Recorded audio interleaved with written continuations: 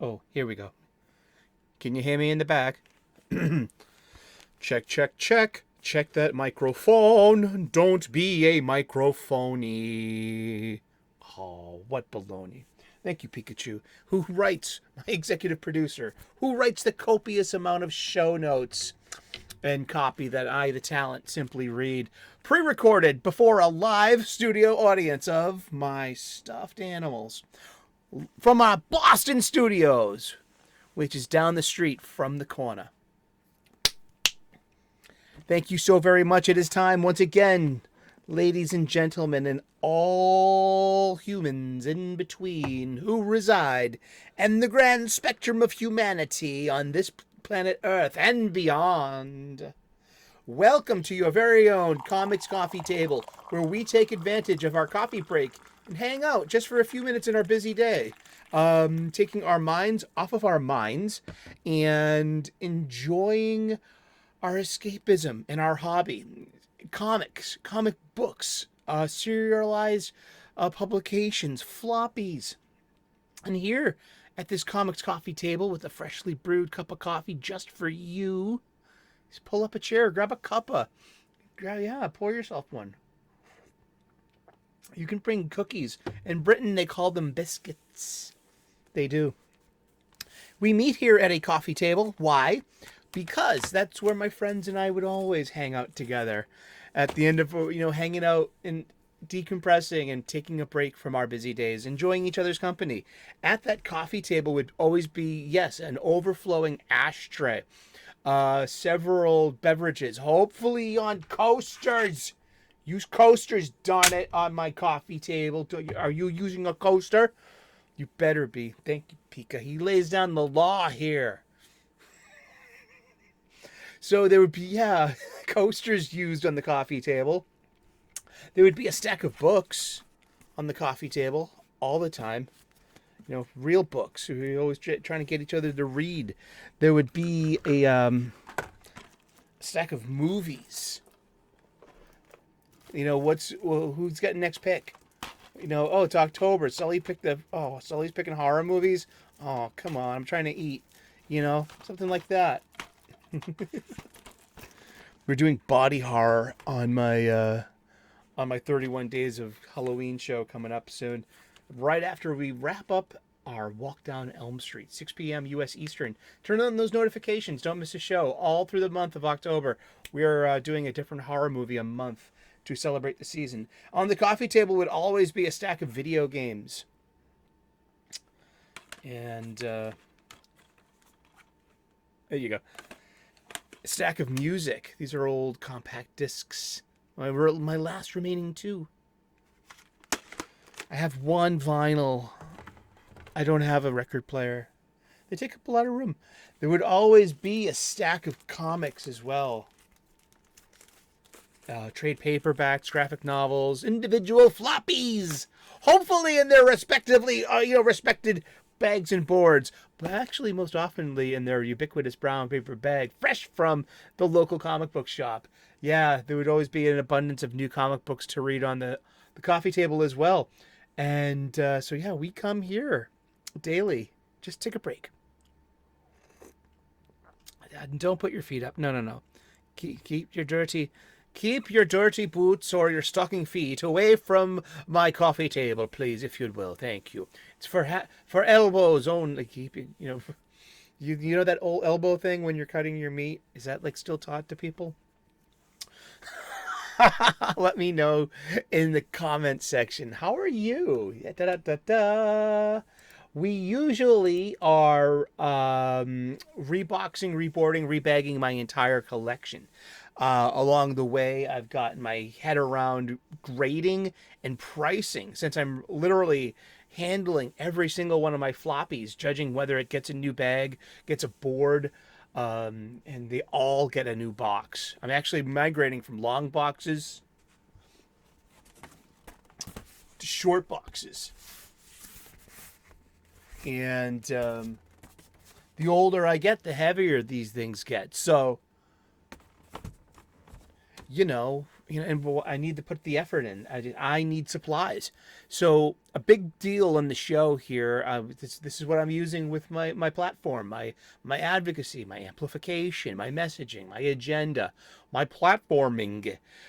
This is what I'm doing with it, and I'm impeaching and telling you, get your ass out of thine seat and back to your local comic book shop, your LCS. That's right. I get my weekly funny books there. I love the culture there. I love talking to the staff. I love talking to other comics fans. But also, I need new boards, new bags, and new boxes. I could be saving a buck or two using my online supply chain. You know, the one with the built-in movie network and the free shipping? You love it, totally. But how is that helping my local comic book shop stay open? So I buy my supplies there, and I'm agreeing to pay the retail markup. I know this. I'm okay with that. That's my agreement, and this is how I am supporting a local business in my town square. Seriously, it's a mom and pop brick and mortar shop. It's a it's a bookstore. Comic book shops are bookstores. Help keep a local bookstore open. Give them your business. Show up. Stay hang for a few minutes. It's great. I wouldn't suggest bringing a hot cup of coffee into a bookstore. Calamity may ensue. I wouldn't advise bringing a lit torch either. And not in the British way, because a torch could be a flashlight. I'm talking about, just maybe even a propane lantern. That's kind of pushing it. I wouldn't suggest that one bit in a bookstore. Awesome. But yeah, so I recently had hernia surgery, lingual hernia surgery. So I'm under my doctor's orders to not lift anything over 10 pounds for a few weeks. That includes my short and long boxes and anything like, pretty hefty.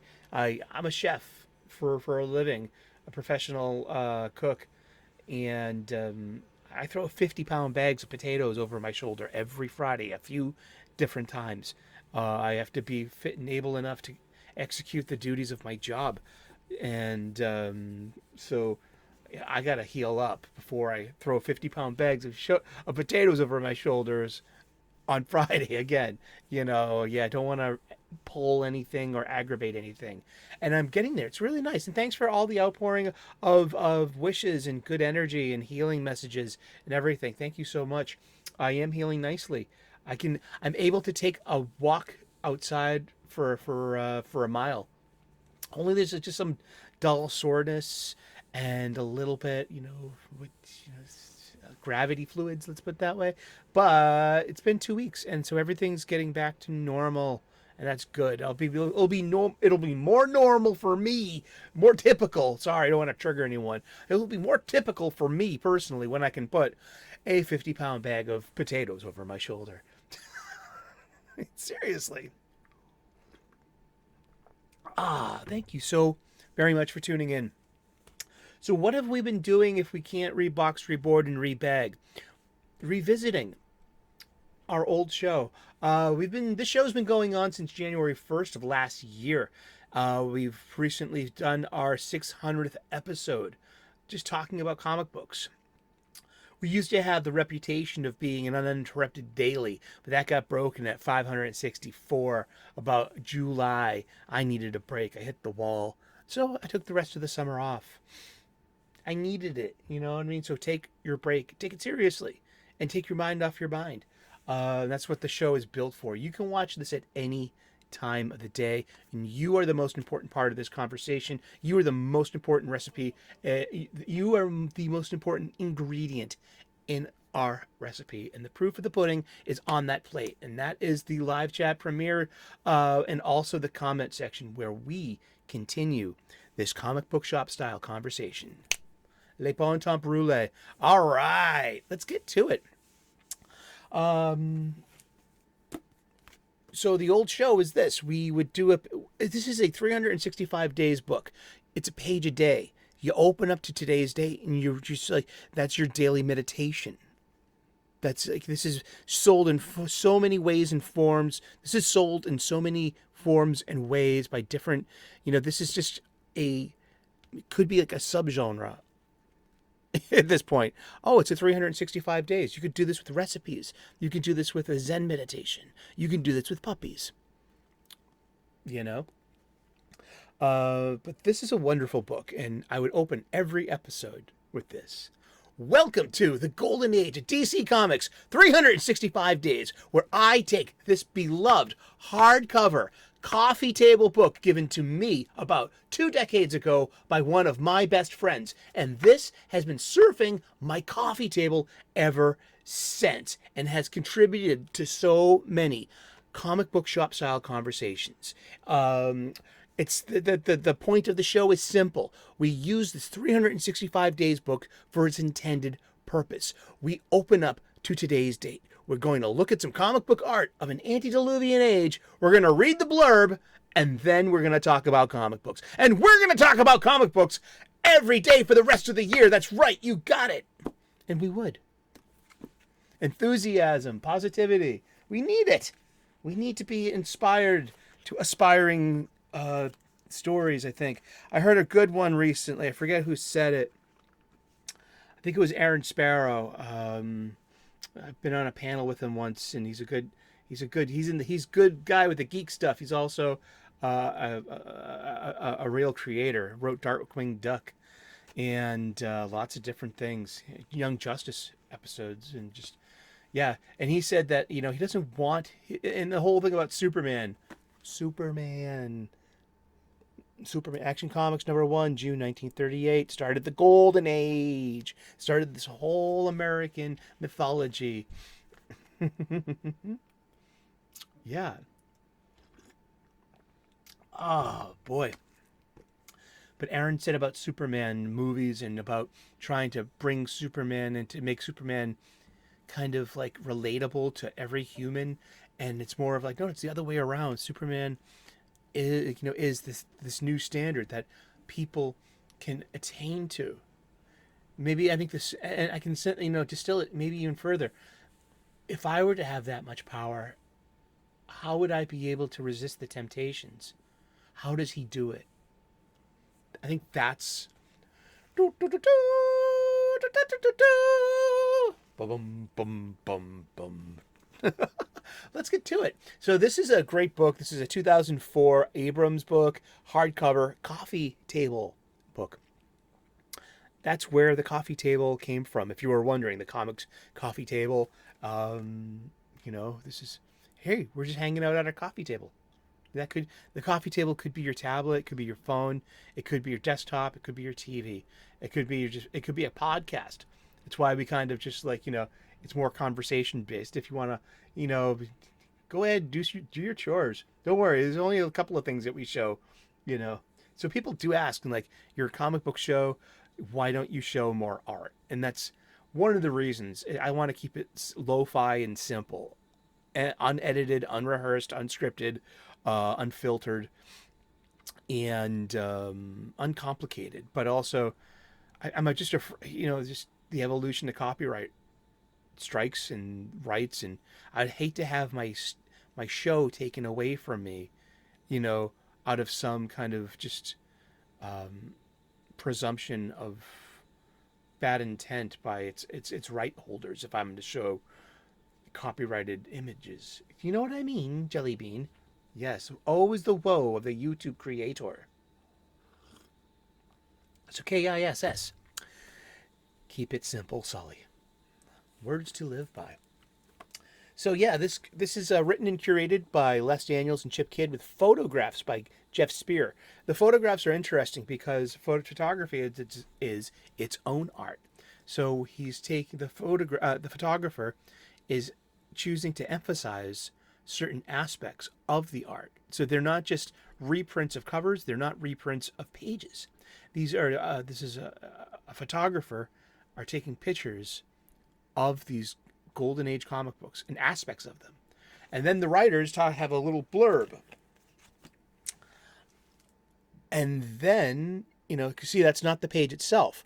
But look, this is, okay, let's go. Let's get to it.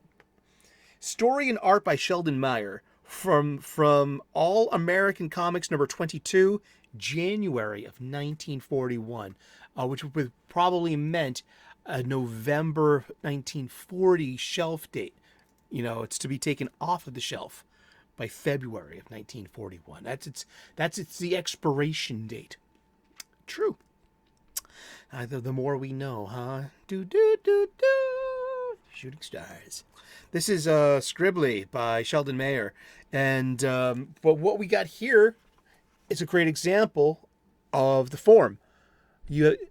Something that we rarely sequential art. We have 5 panels, so we have this huge and this is done in the kind of Sunday funny book style. In a way, this could be in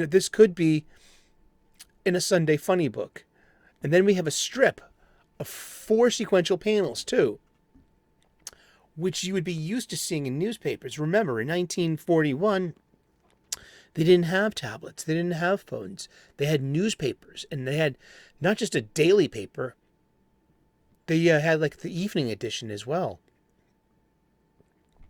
I'm old enough to remember the evening edition of the Boston Globe. Yeah, it came later.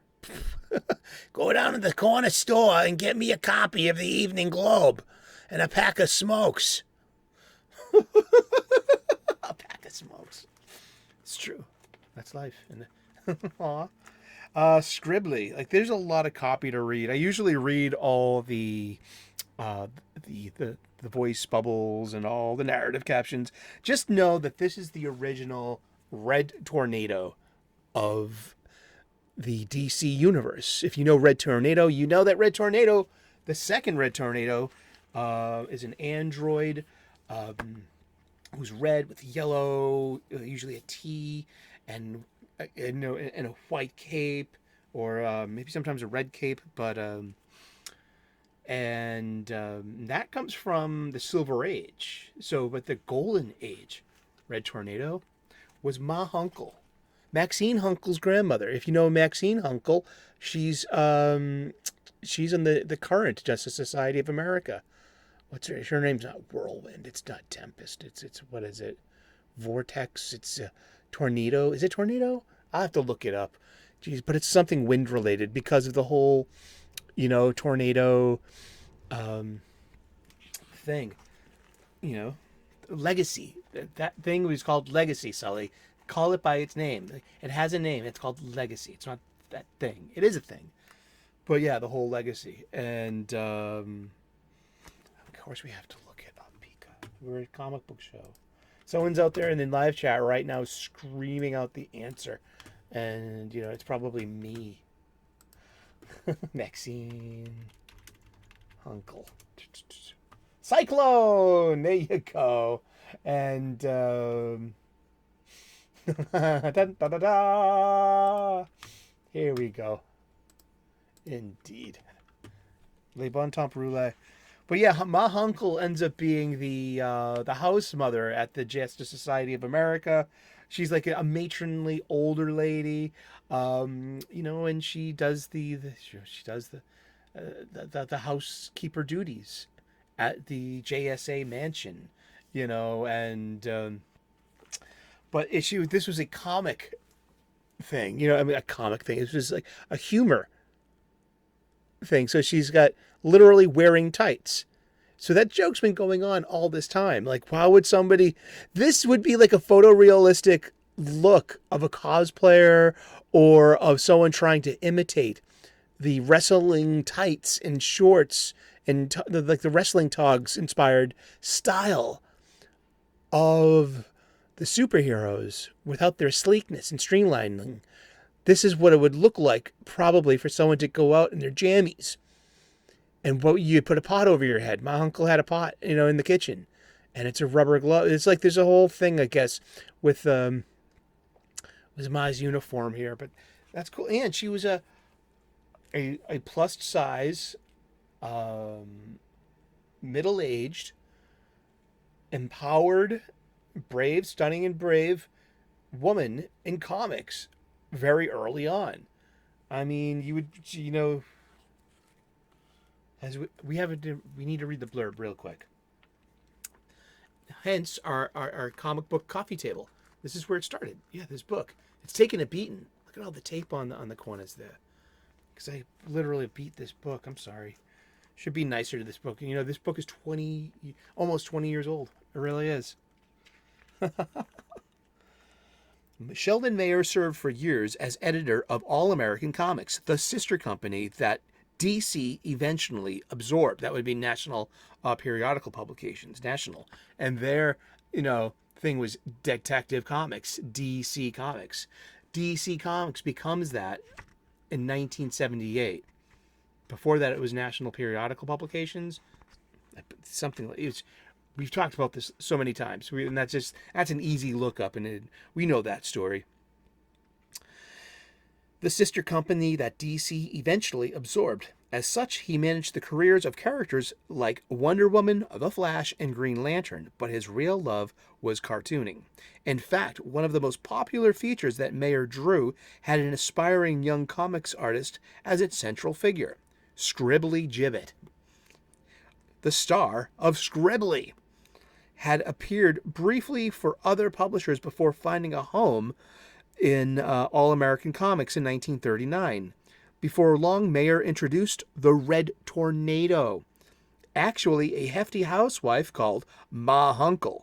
Inspired by Scribbly's shop talk, she put together a costume and set out to right the wrongs in the neighborhood.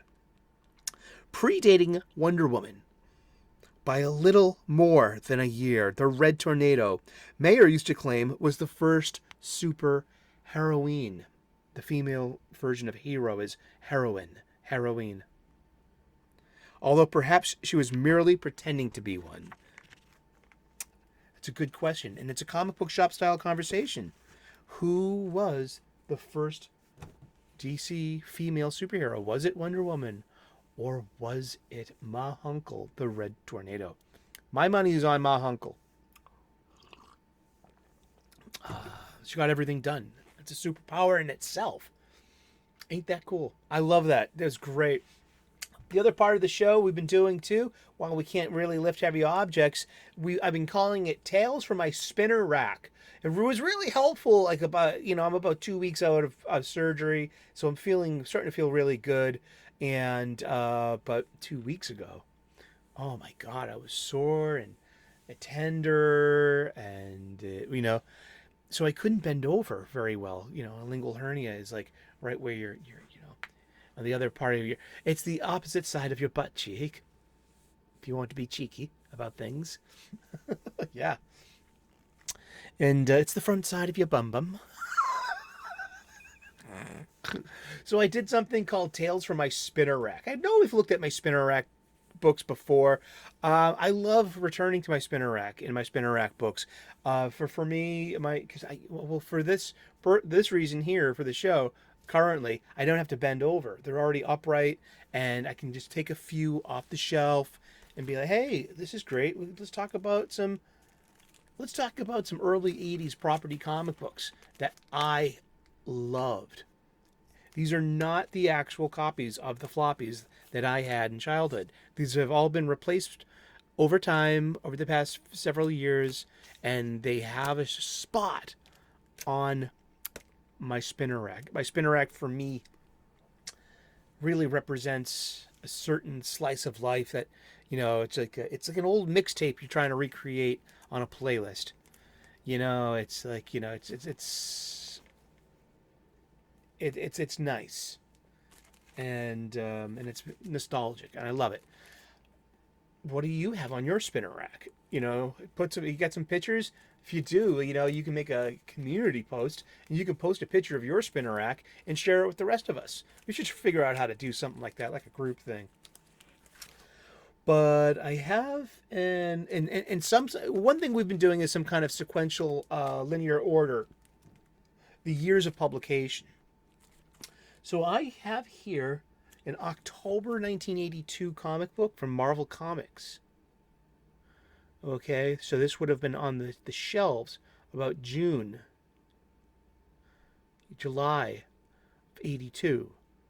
And I'm 9 years old. I'll be 10 years old in November. G.I. Joe is pretty new. And me and my best friends were gaga for it.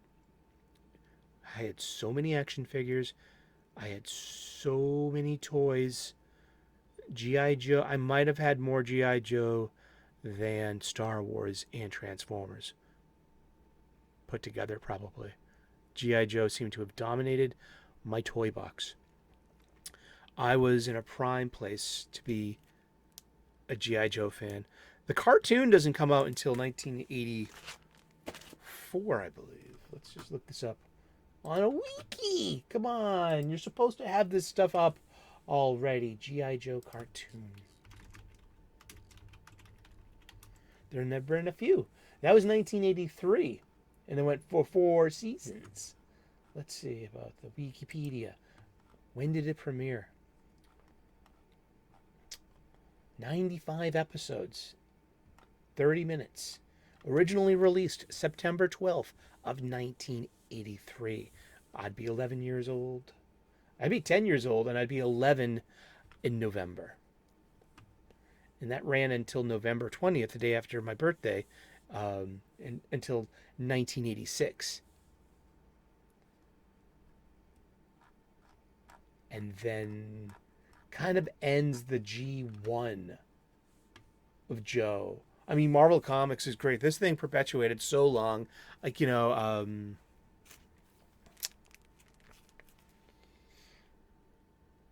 this is a 1983 issue, over a year later.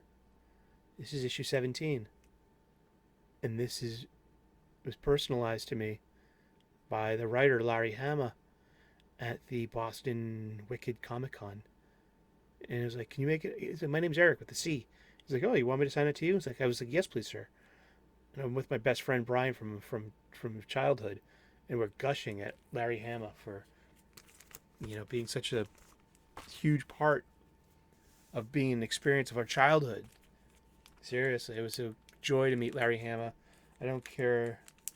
I'm not even tuned into what his opinion is, or just, I mean, if I found out that I was blocked by him on Twitter, I'm about to look up, I would be very disappointed. We got some dings. I got this in a dollar bin, I think. I got this pretty darn cheap. I did not pay more than $1 for this. This is so banged up. Look, a video game ad.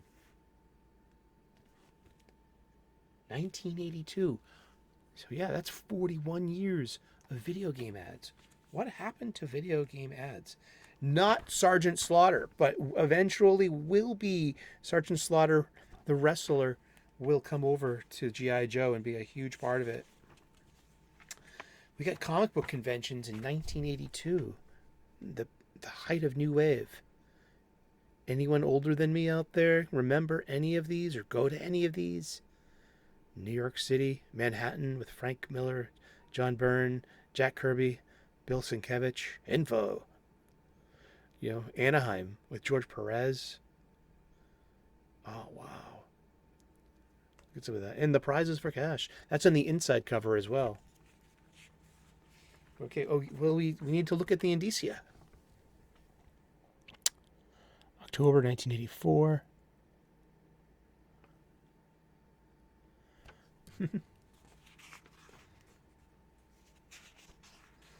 Yep. Maybe we would call this procedural, or just like an episode. I think Duke's infiltrating some kind of, we might call them P. Roud Boy kind of things, and there's Snake Eyes. Recon report. Oh, Snake Eyes doing his thing. That's so cool. And it's original Snake Eyes. And this is just like way back in the day. And Larry Hama, giving these characters voices. That's not Snake Eyes talking. Snake Eyes does not speak. But there we go. It's just like how to interpret gaze out of that sequence of panels. Look, Bubble Yum. What are you going to do with your 40 cents of change from that dollar you just spent on this funny book, kid? Yeah, 2 bits of that for a stick of bubble gum?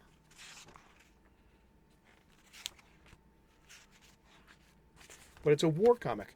Remember, war comics were huge for decades.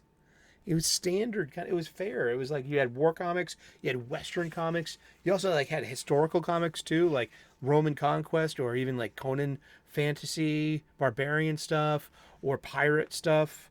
Look at Asterix and Obelix. I mean, that's about the Vikings, and that's French, and that's like so old.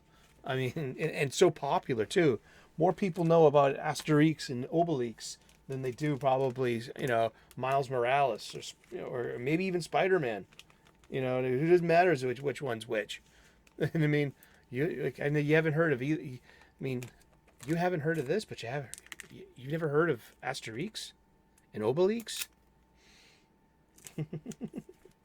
What's the dog's name? So let's go ahead a year later. 13 issues. Literally 13 months. This thing published like clockwork.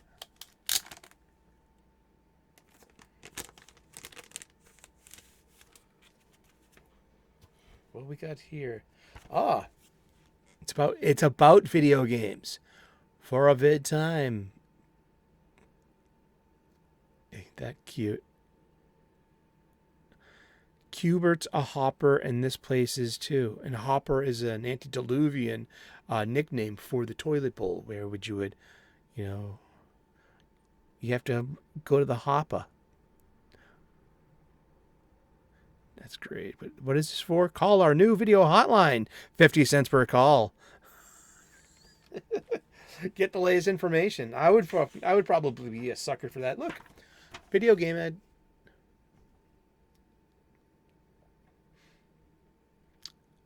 Oh my goodness. Look at all the modern manholes of Venus. What kind of game do you call that, Maxie?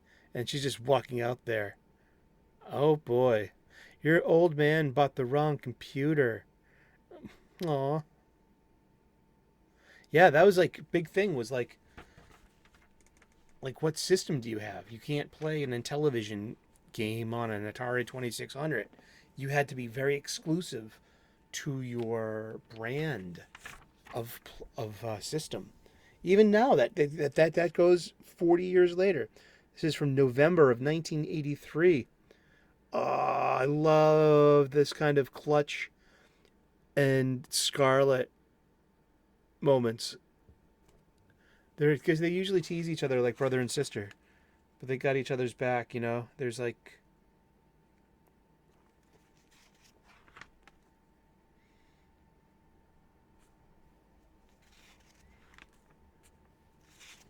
but now we have more.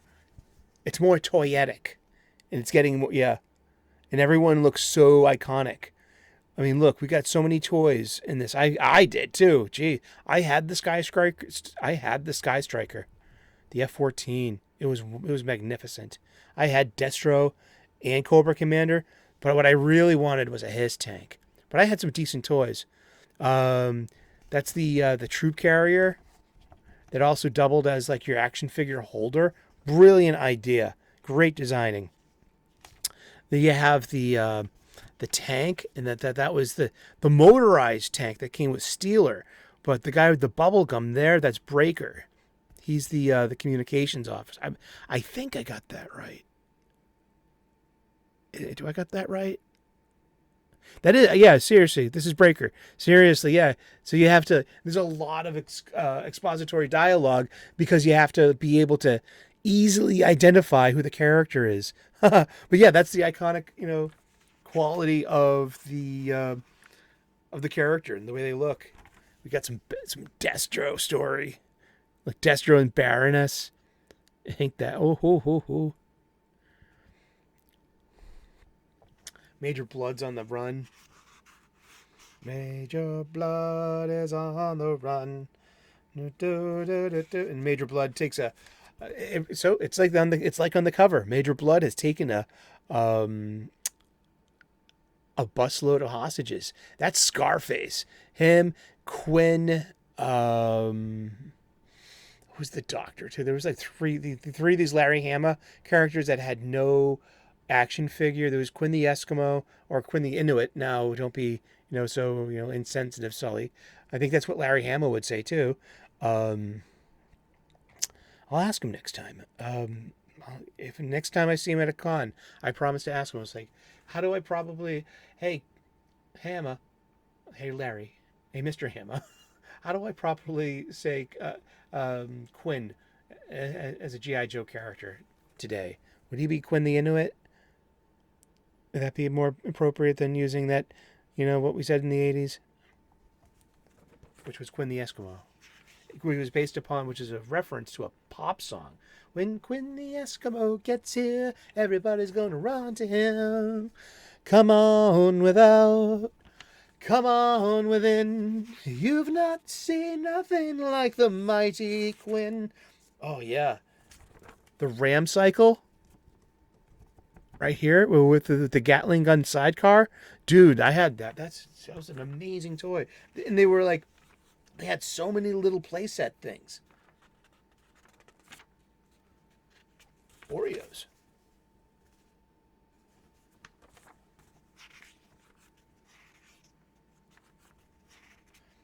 You would find these ads all the time in Silver and Bronze Age magazines. Just like little boats. You throw them in the tub at bath time.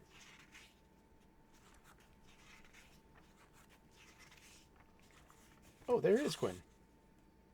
Yeah, Quinn. There's Quinn and Snake Eyes because they become a kind of a team, and Quinn dies shortly after this. And was it Dr. Venom? Meanwhile, and I forget. Yeah. Why don't you just read the funny book? Here's the checklist. Transformers 1. Damn. That brings me back. Iron Man 185. Good stuff. That's funny. G.I. Joe 26? And this is issue 17? We think that... Could I get a no prize for that, you think?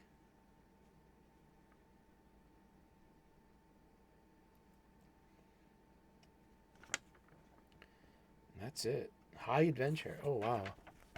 The inside cover. Indeed.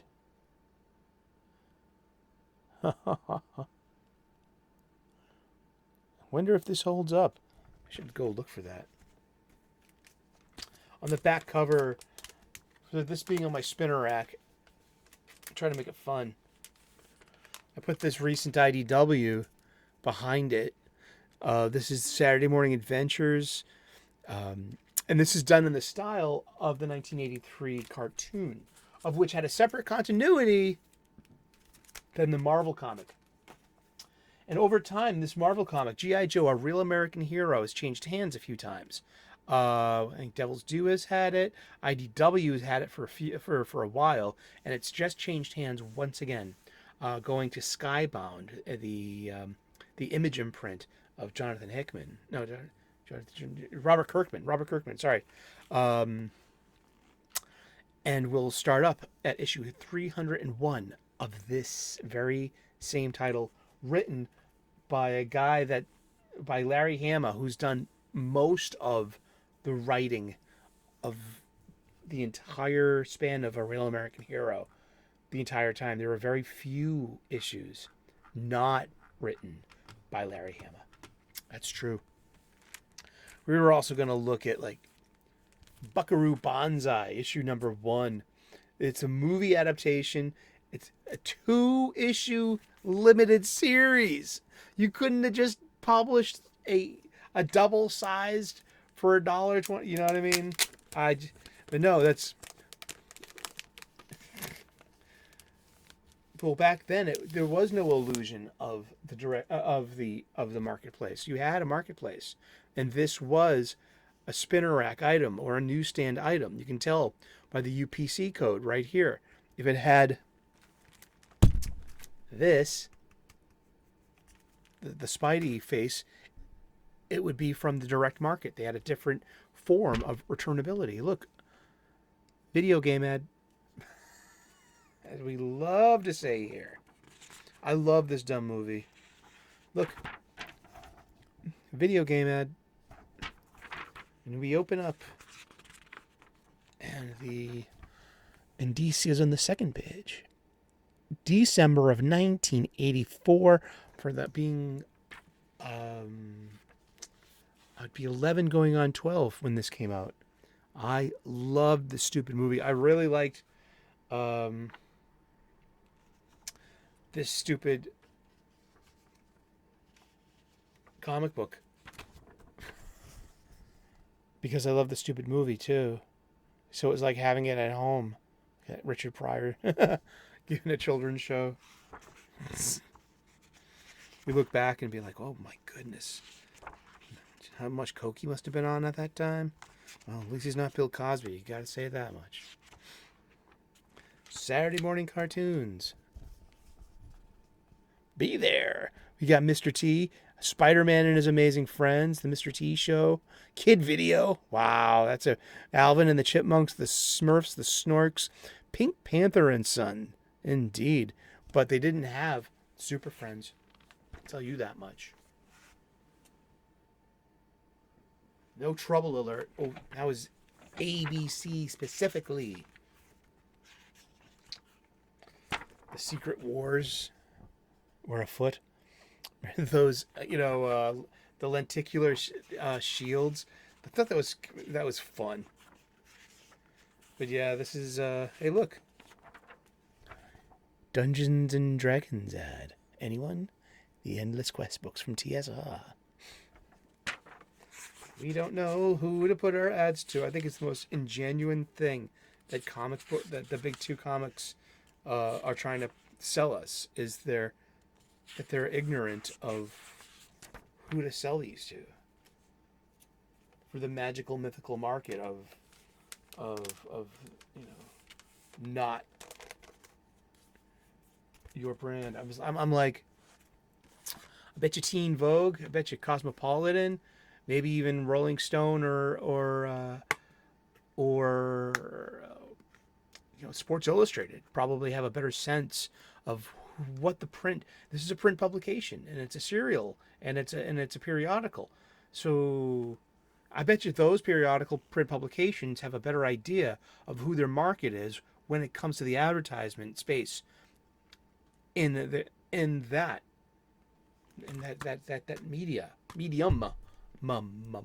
Media is a plural. Medium is the singular. So yeah, it's just gonna wrap it up. This is my my Shout Factory Blu-ray of a Buckaroo Banzai. This movie matters to me. It's an 80s movie done at a certain time. I feel that New Wave may have reached its peak. Like the wave it crested at 84. After that was just coming back to the beach, But there and broke the New Wave. You know what I mean? Well, it was the height of the New Wave. It'll break on the beach maybe about like after Live Aid. You know what I mean? Maybe like a year after that or so. When Wham breaks up, who knows? But I got this signed by Peter Weller himself, Dr. Peter Weller. I got to speak to him for a few minutes. He's 75 years old as of this year. This was back in August at Fan Expo 2003. Cost $60, so I didn't feel like paying $120 for, two DVD. I just like that shit gets expensive, man. But I'm glad I had a few minutes with him. He was a really nice guy. He treated me well, and shook his hand. And I got his autograph, and he was delighted. He loves it. I think what he likes more than the movie is the fans that have made this movie what it is. And I go way back with this movie, way back to my spinner rack. Thank you so very much for tuning in today. We've been talking about comic books, and we're going to talk about comic books every day for the rest of the year. So tune in tomorrow, 3 p.m. U.S. Eastern. We'll find out who we're talking about when we turn the page tomorrow. Please like and subscribe. I would love to earn your subscription. We make daily content here. We talk about cooking a lot. I'm a professional chef. We talk about spirituality and purpose and gratitude. I'm an ordained minister, spiritual guy. We also, the entire month of October at 6 p.m. U.S. Eastern nightly, we are talking about a different horror movie every night all October long. We celebrate the 31 days of Halloween here at our show. And I love movies. I love horror movies. And we did it last year. We had so much fun. This is our second annual. Our theme in focus has been on slasher movies of the 70s and 80s. And we're also going to be looking into body horror for a week. And then we're going to end the show at the very end with 3 movies that should and could be seen through a feminist lens in horror. Exactly. Tune in to find out what they are. Thank you so very much. God bless. Namaste. Good luck. And we will see you again tomorrow in those funny pages. Ciao. Bye-bye.